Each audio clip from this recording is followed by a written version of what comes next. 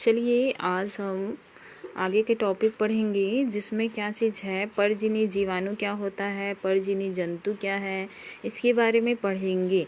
हमने सबसे पहले वाले चैप्टर में क्या पढ़ा था कि जो एक जीव का जो डीएनए होता है, क्या होता है, डीएनए है ना, जो हम अपने अनुसार से जिस डीएनए को सेलेक्ट करते हैं उसको दूसरे जीव में क्या किया जाता है, इंसर्ट करवाया जाता है, प्रवेश करवाया जाता है, जिससे एक नए डीएनए का निर्माण हो जाता है या नए जीव का निर्माण हो जाता है। तो वो क्या है, परजीवी कहलाएगा, क्योंकि हमने दूसरे के डीएनए को, पहले के डीएनए को दूसरे के डीएनए में ट्रांसफ़र किए थे।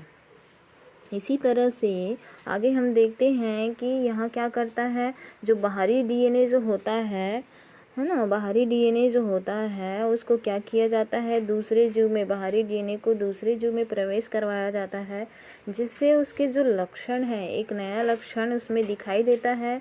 तो उसको हम बोलेंगे परजीवी जीवाणु। क्यों बोलेंगे, क्योंकि जो बैक्टीरिया का जो डीएनए है उसको हमने दूसरे जीव में प्रवेश करवाए थे, तो इसलिए उसका लक्षण जो है वो क्या हो जाते हैं, बदल जाते हैं, तो इसलिए वो परजीवी जीवाणु होगा। उसी तरह से परजीवी जंतु को 1882 में प्रथम ट्रांसजेनिक जीव को विकसित किया है, जैसे कि रैटस है, रैट मतलब चूहे का परजीवी बनाया जा चुका है। भेड़ी है, सबसे पहले जो क्लोन बनाया गया था वो डॉली नामक जो भेड़ है, डॉली, सबसे पहले जब क्लोन तैयार किया गया था वो किसका क्लोन था, डॉली नामक भेड़ का, ठीक है, जिसको नाम दिया है डॉली, भेड़ है जिसको, भेड़ का क्लोन बनाया गया जिसको नाम दिया है डॉली, ठीक है।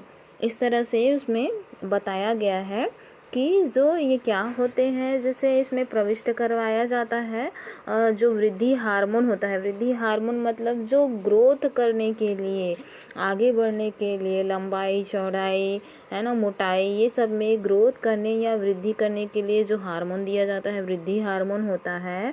जो यहाँ पे क्या करता है, वृद्धि हार्मोन को मछली या सूअर में भी विकसित किया जाता है। जैसे आप लोग देखे होंगे मछलियों की, जो मछलियों की भी खेती की जाती है, तो उस समय मछलियों में भी क्या डाला जाता है, वृद्धि हार्मोन GHG डाला जाता है, जिसकी वजह से उसके जो ग्रोथ होते हैं वो जल्दी से होता है। किसकी ग्रोथ, मछलियों की ग्रोथ। वैसे ही सूअर है, सूअर को भी दिया जाता है क्या जी, GSC, तो जिसकी वजह से क्या होते हैं, उसकी वृद्धि जल्दी होता है। आप लोग उसको भी जानते होंगे, लौकी वगैरह आता है, सब्जी वगैरह, उसकी लंबाई कितनी ज़्यादा, बहुत जल्दी एक ही घंटे में या एक दिन में बढ़ जाते हैं, तो उसको क्या दिया जाता है, वृद्धि हार्मोन जीन दिया जाता है, जिसकी वजह से उसकी लंबाई जो होते हैं वो बहुत जल्दी विकसित हो जाता है, ठीक है। तो ये सब किसके थ्रू पॉसिबल है, जैव तकनीक के माध्यम से ही पॉसिबल है। वैसे ही जैसे भेड़ जो है, भेड़ से जो ऊन के केराटिन और सिस्टीन अमीनो अम्ल के घटक होते हैं उसको भी संश्लेषित किया जाता है, और संश्लेषित करने के बाद जो दूसरे भेड़ होते हैं उसमें प्रविष्ट करवा दिया जाता है, जो ट्रांसजेनिक भेड़ में परिवर्तित हो जाता है। अब जैसे ये एक भेड़ है, इसमें बहुत ज़्यादा क्या पाया जाते हैं, ऊन पाए जाते हैं, जबकि ये दूसरा भेड़ है जिसमें बहुत कम क्या पाया जाते हैं, ऊन पाया जाते हैं। तो उसका जो डीएनए जो होता है उसको क्या कर दिया जाता है, इसमें दूसरे वाले में प्रविष्ट करवा दिया जाता है, जिसके से लक्षण कैसे हो जाते हैं, बहुत ज़्यादा ऊन प्राप्त किया जा सकता है, ऊनों की संख्या इसमें भी बढ़ जाती है। तो ऐसे भेड़ को हम बोलेंगे क्या चीज, ट्रांसजेनिक भेड़। मैंने क्या बताया, ये एक भेड़ है जिसमें ऊन की संख्या क्या है, इसमें ज़्यादा है, ऊन ज़्यादा पाए जाते हैं, जबकि दूसरे भेड़ में ऊन कम पाए जाते हैं।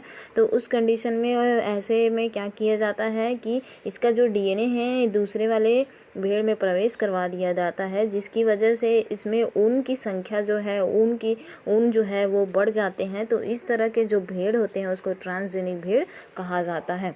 आगे हम देखते हैं इसी में कि जो यहाँ पे जैसे कि इसके बारे में और बता सकते हो, सामान्य कारकी व विकास, इसके अंतर्गत परजीवी जंतुओं के निर्माण के लिए निम्न लाभ होते हैं।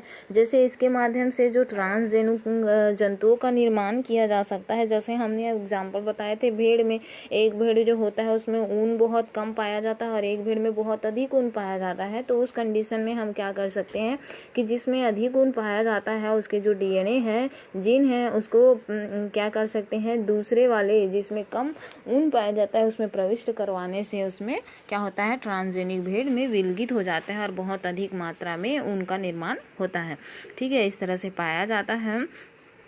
जो क्या करता है, ये इसको जैसे ही प्रविष्ट करवाया जाता है तो जीनों का नियमन किस प्रकार होता है, कैसे वह शरीर की क्रियाओं का विकास करेगा, ये सब के बारे में इसमें बताया जाता है। आगे हम देखते हैं, ये आप लोग ड्रॉ देख रहे होंगे।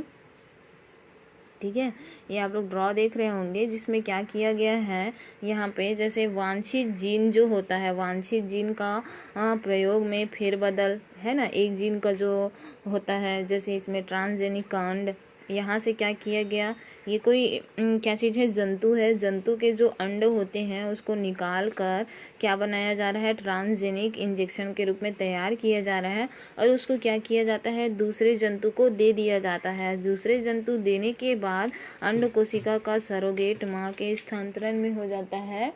ठीक है, जिससे क्या हो जाता है, उसमें बहुत ज़्यादा विकास होता है। इस तरह से ये ट्रांसजेनिक जंतु पाए जाते हैं।